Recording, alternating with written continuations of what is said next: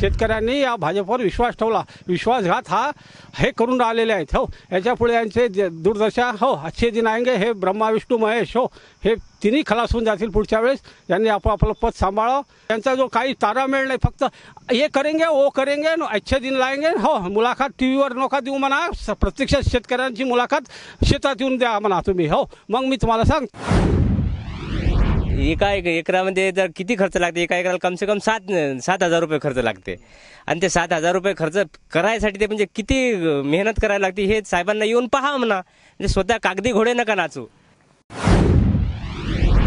अपशब्द कोणीही असणारं बोलू नये कुणाला.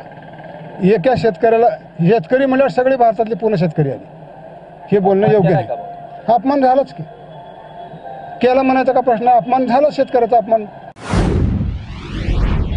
रावसाहेब दानवेला असले शब्द वापरायचं शोभत नाही. एका पार्टीचे महाराष्ट्राचे ते अध्यक्ष आहेत आणि आजपर्यंत तुम्ही जे काही शेतीमालाचं आपल्या तुरीला भाव दिले, हमी भाव दिले 5,050 ते फक्त व्यापाऱ्याला दिले. शेतकऱ्याची फक्त 1.5 लाख टन तूर तेवढी फक्त खरेदी केलेली आहे. त्याचा लाभ शेतकऱ्याला मिळालेला आहे.